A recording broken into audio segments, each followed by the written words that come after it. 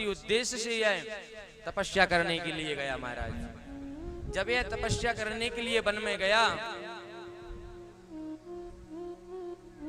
तो फिर देखता है कि मैं कहां पर तपस्या करूं, मैं कहां बैठूं मैं तपस्या करने के लिए।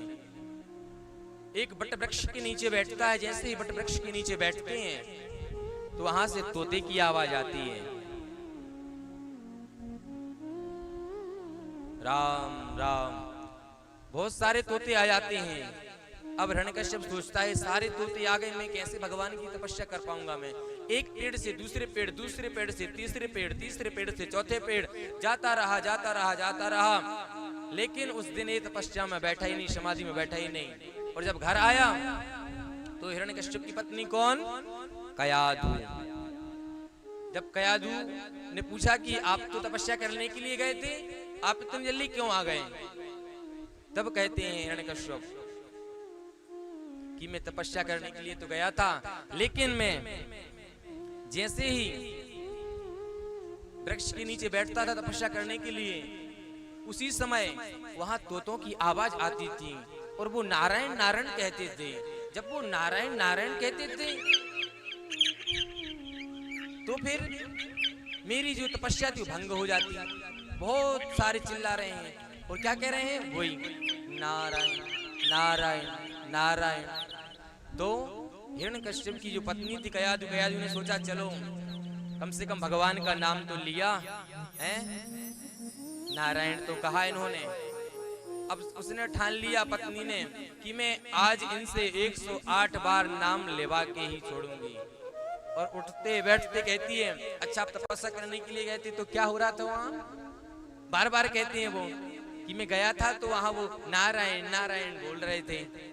फिर पूछती है वो, फिर वही कहते हैं रात हो गई महाराज। 108 बार की बत्तल महाराज उसने 1100 बार बोल दिया नारायण नारायण। तो पत्नियां ऐसी होना चाहिए, पत्नियों को भी है। हिरण्यकश्यप की पत्नी देख रहे हो, भगवान का नाम लेवा दिया उसने कितनी बार?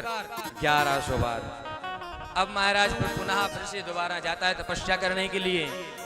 जब तपस्या करने के लिए गया है दोबारा तो फिर लेकिन तपस्या में लीन हो जाता है, तपस्या में बैठ जाता है। जैसे ही तपस्या में बैठा है, आसन सिद्ध की, आसन सिद्ध करने के बाद उसने भगवान का भजन किया, तपस्या की। तपस्या करने के बाद इधर जो उसकी जो पत्नी थी कयाधु, वो नारद जी के आश्रम में थी। तो इधर कयाधु की यहाँ प्रहलाद का जन्म होता है और इधर हिरण्यकश्यप तपस्या में लगे हुए थे। आज उनकी तपस्या पूरी हुई, भगवान आए। भगवान ने कहा मांगो क्या चाहिए तुम्हारे लिए, क्या वरदान चाहिए तुम्हारे लिए? तब महाराज एक वरदान नहीं, इसने वरदानों की लाइन लगा दी, झड़ी लगा दी वरदानों की। ध्यान से सुनिए क्या क्या कहा इसने।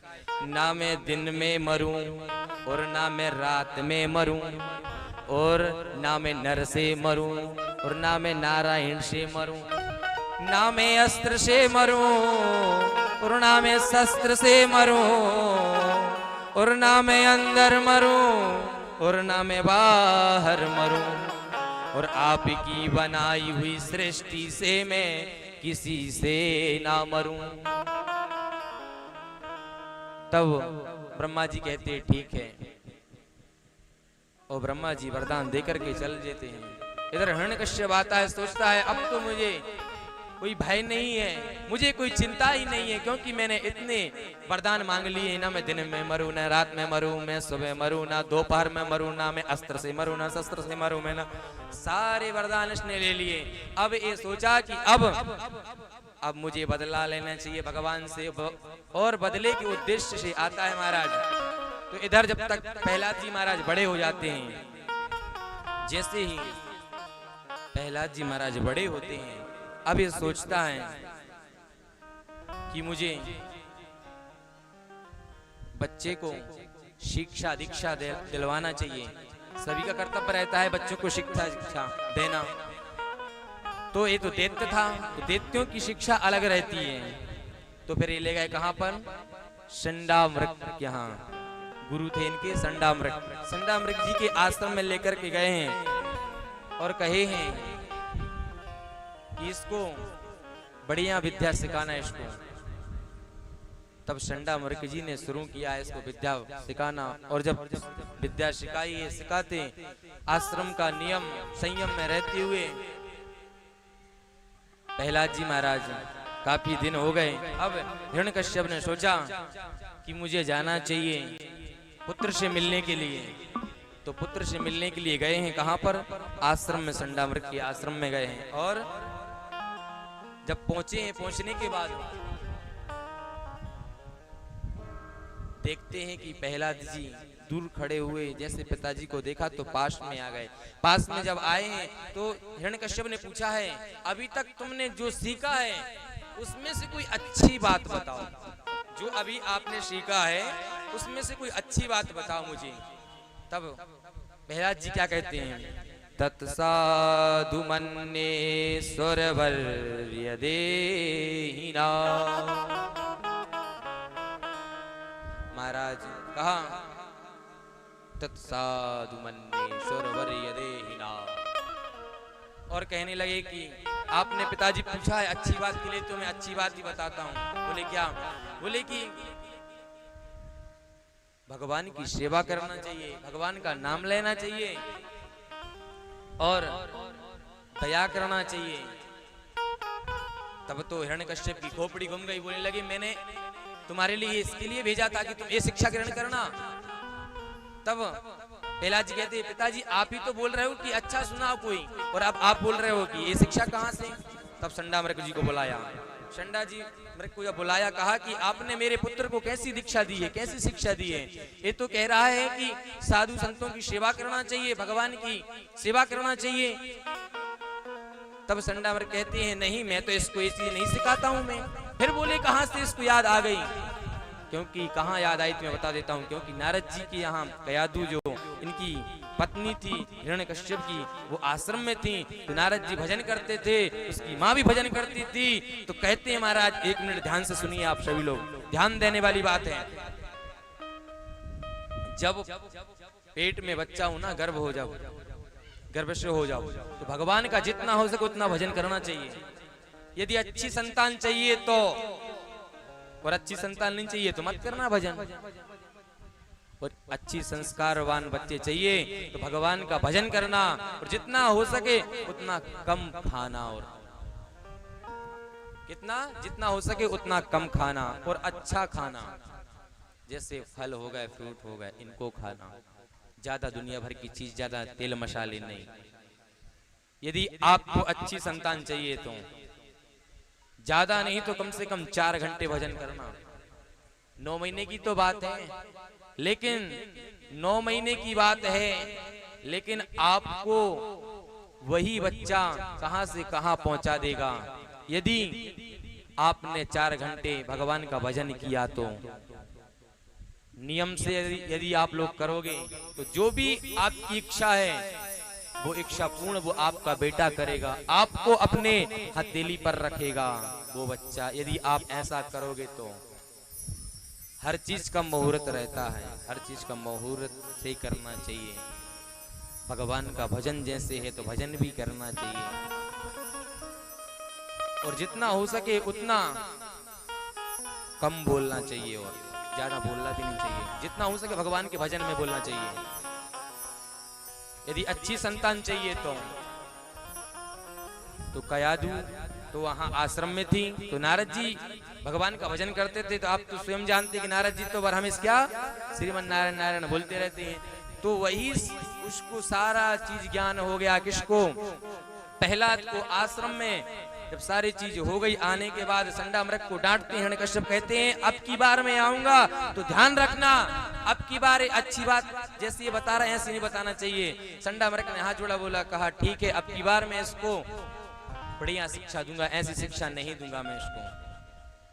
और फिर महाराज फिर आगे समय आता है धीरे धीरे करके। अब फिर पिताजी एक दिन सोचते हैं कि पुत्र से मिलने के लिए जाएं। तो जैसे पुत्र से मिलने के लिए इच्छा करते हैं जाने के लिए, तो महाराज जैसे ही गए हैं पुत्र से मिलने के लिए, तो पुत्र क्या कर रहे हैं?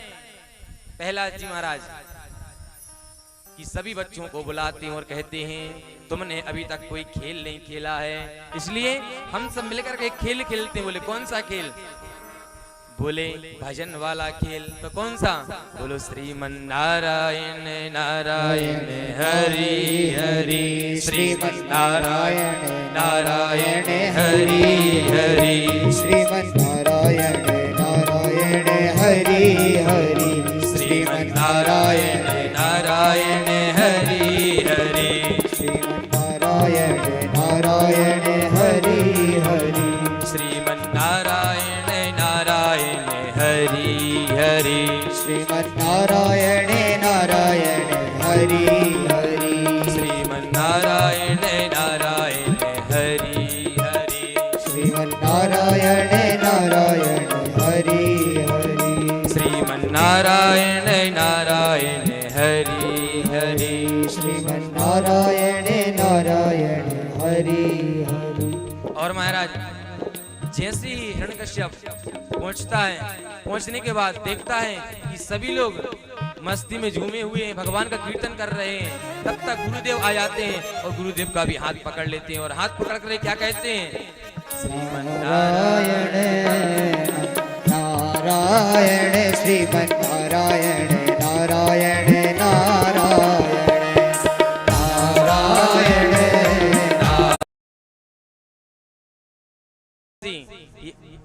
अच्छा बेटा तुमने क्या क्या सीखा है जरा मुझे बताओ। रहती ना पिता की माता की इच्छा रहती है, जब हम हॉस्टल में बच्चे को छोड़ते हैं ना, जब हमारे पास बच्चा आता है तो हमारी कितनी सारी इच्छाएं रहती हैं कि बच्चा बढ़िया बढ़िया सीख करके आया होगा, बढ़िया इंग्लिश बोलना सीख गया होगा, बढ़िया संस्कार हो गए होंगे। सोचते हो ना आप लोग भी? बोलना पड़ेगा, जोर से बोलना पड़ेगा। राधे राधे। तो महाराज अब की बार फिर पुनः कहते हैं कोई अच्छी बात बताओ। तो फिर से प्रहलाद जी महाराज ने बताइए कौन सी? श्रवणम कीर्तनम विष्णु स्मरणम पादसेवनम अर्चनम वंदनम दाश्च सख्यमात्मनिवेदनम। श्रवणम कीर्तनम विष्णु स्मरणम पादसेवनम। अब कहते हैं क्या? श्रवणम कीर्तनम विष्णु स्मरणम पादसेवनम। कहते हैं पिताजी कहीं भागवत हो रही हो तो वहां सुनना चाहिए। श्रवणम कीर्तनम, कीर्तन करना चाहिए पिताजी। श्रवणम कीर्तनम विष्णु, विष्णु भगवान का भजन करना चाहिए। श्रवणम कीर्तनम विष्णु स्मरणम पादसेवनम। बोले जहां कहीं भी नवदा भक्ति है महाराज, 9 प्रकार की भक्ति, नवदा भक्ति बताई है। किसने? प्रहलाद जी महाराज ने किसको? हिरण्यकश्यप को बताई है कि पिताजी नवदा भक्ति करो। नवदा भक्ति में से सबसे बड़ी भक्ति कौन सी है? स्मरण भक्ति महाराज। कौन सी? स्मरण। श्रवण में तो आपको सुनना पड़ेगा, ठीक है, और कीर्तनम में आपको ताली बजाना पड़ेगा, और पाद सेवनम यानी आपको सेवा करनी पड़ेगी। लेकिन इन सबसे में सबसे सरल कौन सी है? तो स्मरण शक्ति। सिर्फ आप बैठिए, स्मरण करिए भगवान का, स्मरण करते रहिए। आप किसी भी अवस्था में हो, आप भगवान का भजन करते रहिए। जरूरी नहीं है कि आपने स्नान नहीं किया तो भगवान का नाम ना ले, नहीं। भगवान कहते हैं भाव का भूखा हूं मैं, भाव से भजता मुझे जो, उसका भव से बेड़ा पार है।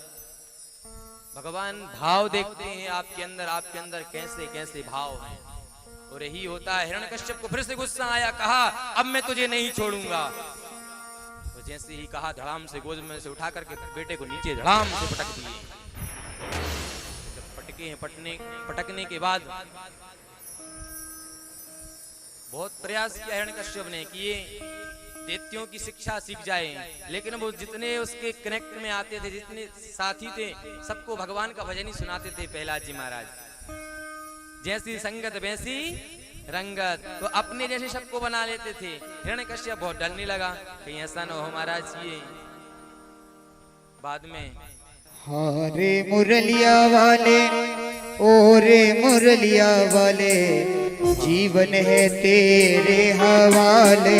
मुरलिया वाले जीवन है तेरे हवाले। मुरलिया वाले जीवन है तेरे हवाले। मुरलिया वाले जीवन है तेरे हवाले। मुरलिया वाले हारे मुरलिया वाले ओ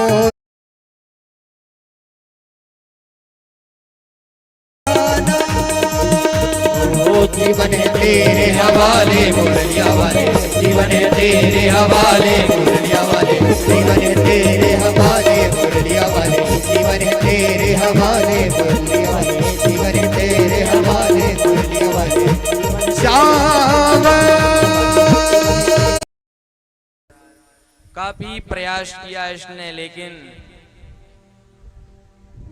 हिरण्यकश्यप ने, लेकिन प्रहलाद जी महाराज बदलने वाले नहीं हैं। हर जगह कहते हैं भगवान है। हिरण्यकश्यप से कहते हैं कि हर जगह भगवान है, भगवान का भजन करना चाहिए। लेकिन हिरण्यकश्यप कहता है कि तेरे भगवान कहाँ रहते हैं। वो कहते हैं ये पूछो कहाँ नहीं रहते हैं। बोले ये मत पूछो कि कहाँ रहते हैं, ये मत पूछो कि कहाँ नहीं है, सब जगह भगवान रहते हैं। प्रहलाद जी बता रहे हैं हिरण्यकश्यप को।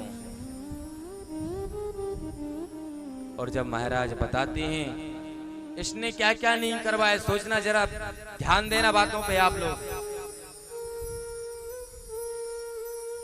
हिरण्यकश्यप ने भोले प्रभु कोमल तिहारे अंग यशोरों ने मारे हैं। भोले प्रभु कोमल तिहारे अंग में करुणा स्वरूप प्रभु करुणा दिखाए हैं। जुल्म खार कहे चोम चोम कहे प्रभु क्षमा करो पुत्र मोह देर हुई आने में। क्षमा करो पुत्र मोहि देर भई आने में। क्षमा करो पुत्र मोहि देर भई में।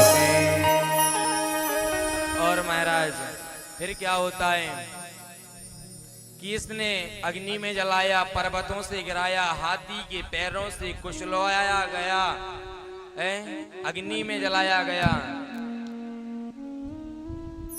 लेकिन जाको राके साइया मार सके ना कोई, बाल न बांका कर सके जो जग। जिसके रक्षक स्वयं परमात्मा है उसका कोई कुछ कर पाएगा क्या? नहीं कर पाएगा। सारे प्रयास विफल रहे।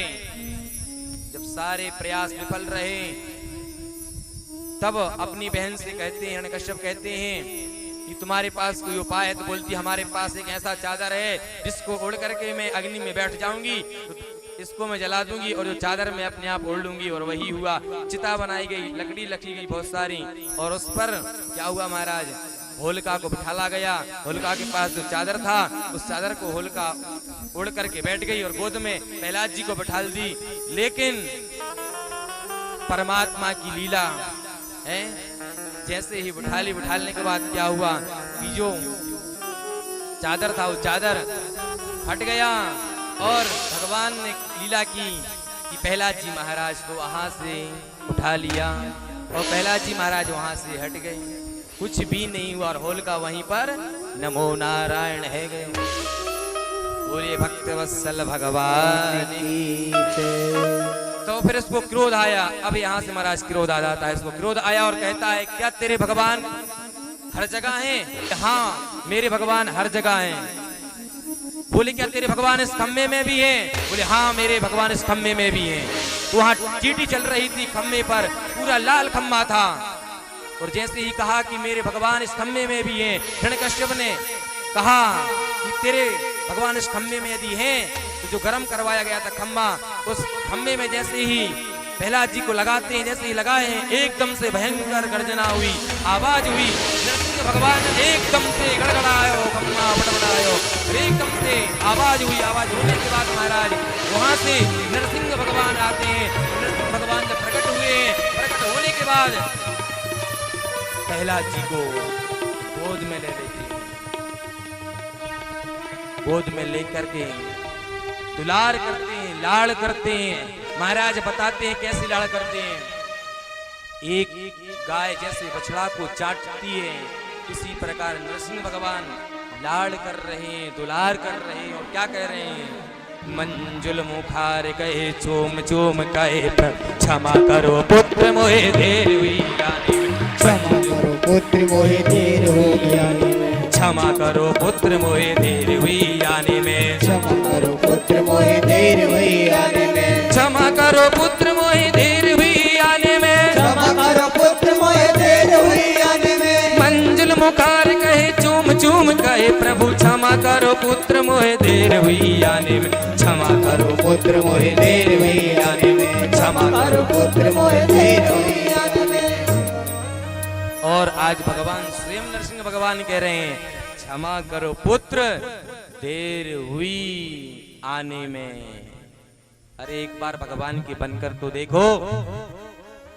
और जैसे ही नरसिंह भगवान क्रोध में है, क्रोध में हिरण्यकश्यप को पकड़ते हैं। पकड़ने के बाद गोद में बिठाते हैं। गोद में बिठाने के बाद उनकी जो नख थे, नाखून थे, नाखूनों को जैसे ही उन्होंने पेट में डाला है, पेट से फाड़ा है पेट को, आंतें जो थी आंतों को निकाल करके अपने गले में पहन लिए और कहे देख तू कहता था वरदान प्राप्त मुझे, तो देख ना मैं अंदर हूँ ना मैं बाहर हूँ, ना दिन है ना रात है, ना अस्त्र है ना शस्त्र है, ना नर हूँ ना नारायण हूँ। और बोले सृष्टि बनाई हुई ब्रह्मा की सृष्टि में से मैं किसी में नहीं हूँ, मैं अपनी स्वयं की सृष्टि से हूँ। और फाड़ देते, फाड़ने के बाद हाथों के गले में डाल देते। डालने के बाद महाराज सभी देवी देवता घबरा जाते हैं, पता नहीं अब क्या होने वाला है। जैसे सभी देवी देवता घबराते हैं, कहते हैं अब कौन जाए नरसिंह भगवान के पास शांत करने के लिए।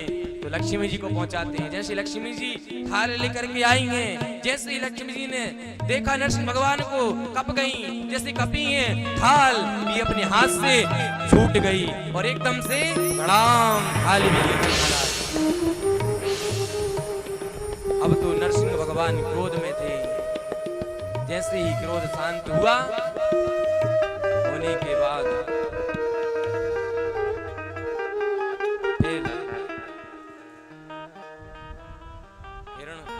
प्रहलाद जी क्या कहते हैं, ध्यान दीजिए। प्रहलाद जी कहते हैं कि प्रभु मुझे कुछ नहीं चाहिए, बस मेरे पिताजी की मुक्ति हो जाए। सोचिए वो पुत्र जिसके पिताजी ने कहां कहां से नहीं गिरवाया, क्या क्या नहीं करवाया, लेकिन पुत्र क्या कह रहा है भगवान से, मेरे पिताजी का उद्धार कर देना। भगवान नरसिंह भगवान कहते हैं जिसका मैंने वध किया है उसका वध नहीं, उसका उद्धार हो गया है।